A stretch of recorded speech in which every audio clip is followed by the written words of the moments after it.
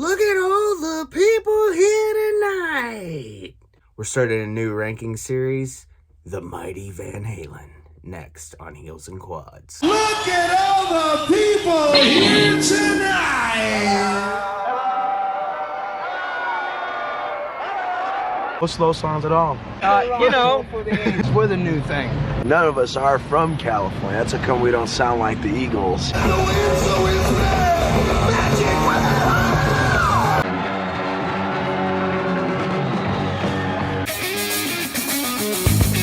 Habitué of Hollywood's Star Spark Sunset Strip. Hopping and bopping and popping with the best bet for the boss beat at the top of the pop smash gold. For those of you with the timely taste. With Van Halen is we just finished our new album, and it's been in the making for quite a while here. We took most of the last year, 1983, to make 1984. First of all, this is not the new Van Halen. This is the real Van Halen. I mean, he can sing anything, low, high, in between. I mean, like a baby, come on. We barely take each other into consideration. The music is what honestly inspires the lyrics. A couple singers. Yeah, a couple one, two. Well, it certainly wasn't anything premeditated. It just kind of They came. quit. Yeah. It has the whole story. It has everything that you need to tell a story, and it's over from the time when it starts to when it ends. Yes, you can be spontaneous for 20 minutes. Those of you who've been married for longer periods of time know exactly what I mean. Welcome back, Heels and Quads Media here on YouTube. I'm Tommy, and I'm back with the first video in my next ranking of Van Halen. Van Halen's one of the biggest rock bands, one of the greatest rock bands of all time. I've said this before, either on videos, on one of the lives, on a podcast, posts in the community tab here. I just said it not too long ago. I'm a known David Lee Roth original Van Halen lineup guy. I never saw them until Dave came back with, obviously, Wolfgang playing bass instead of Michael Anthony.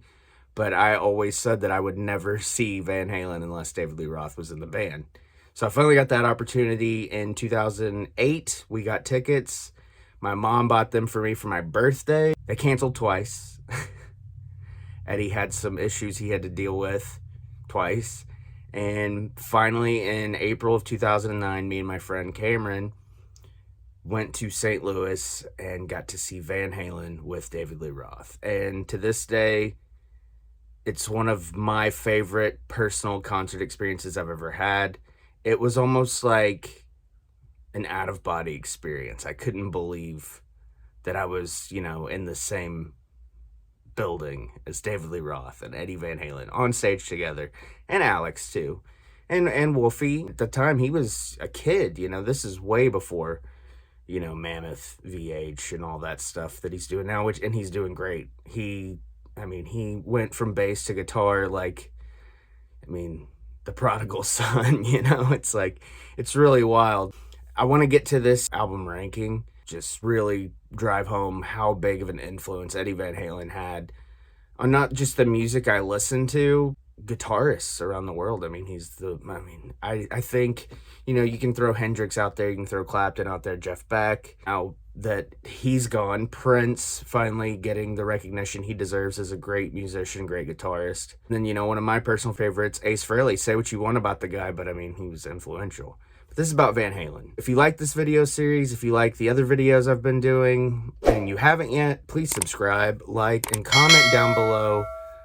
Tell me where this album, Van Halen III, I don't think anybody's surprised this is coming in dead last, and I'll go into detail the reasons why it's last on my list. But tell me why it probably is last on your list, and if it's not, tell me what is last on your list. Go back and check out our live shows that we've done. We've done some really good album reviews on there, and I feel like those get lost in the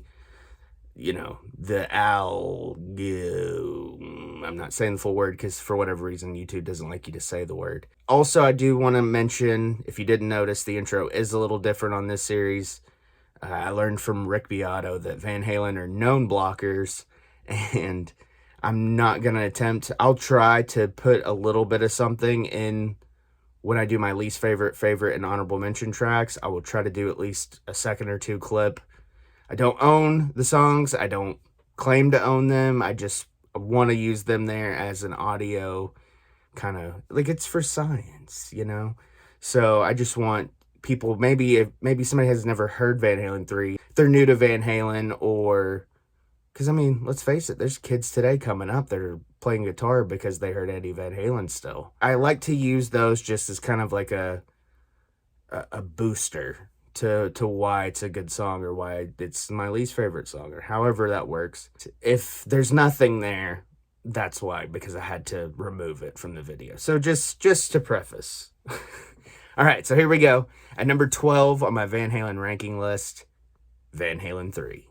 At number 12, Van Halen 3, released March 17th, 1998. Well, we finally found one, an album by one of my favorite bands ever that I can't stand. Was it because they were on their third singer? Not sure about that. I love Gary Cherone. And I'll say this, here and now, much like Sammy Hagar, I love him and his voice, but not in Van Halen. I think Extreme has some really great stuff, including their newest record, 6. The whole time on this record, it sounds like he's going for a middle-of-the-road blend of Sammy's high singing and Dave's kind of without care talk singing. I'll lay most of the blame, though, on 2 things. Mike Post, the producer, who had no business on this because he was really only known for TV themes. Second, to me, it just doesn't sound or feel like Van Halen. No harmonies, really, or very few at least. I mean, even on Running with the Devil from Van Halen 1, Michael Anthony's high harmonies with Dave helped make that song, and he's only on 3 tracks on this record. People call this the Eddie Van Halen solo record, but I don't even think of it that way. Outside of the instrumentals and How Many Say I doesn't even sound like Van Halen anyways. But it's not Eddie singing. Eddie even plays bass and drums on a few tracks. Like, you have one of the greatest rhythm sections in music history. What's the point? I mean, it's really all over the place. I've heard Gary say something to the effect of it's an album that should be remixed because there's good stuff under all the slop. Unfortunately, it's part of their history. However, the plus side is it makes my decision of putting it dead last on my list really easy. One more thing on Gary. If I were asked in 1998, even though I was 11, if I wanted to be the lead singer of Van Halen, I'd say, hell yeah, man. Least favorite track, How Many Say I? Sorry, Eddie. You're a guitar god, no question. I don't even hate his voice, but it's just not that Van Halen sound. I mean, it's Van Halen in name, but that's it. I don't care what year it is. This wasn't and isn't what I'm looking for when I put a Van Halen album on. Favorite track? Pretty easy. Fire in the Hole. It's the closest thing to classic Van Halen, be it Dave or Sammy. There are harmonies, and it helps when Michael Anthony is a part of it, clearly. It's got a cool riff, a grooving bass line, and of course Alex is doing his thing. Gary's voice is clear and audible. It's not a great Van Halen song by any means, but hey, on this album, beggars can't be choosers, and I won't skip it. Plus, it's on the Lethal Weapon 4 soundtrack, and it got a video, so that's a plus, I guess. Honorable mention, Year to the Day.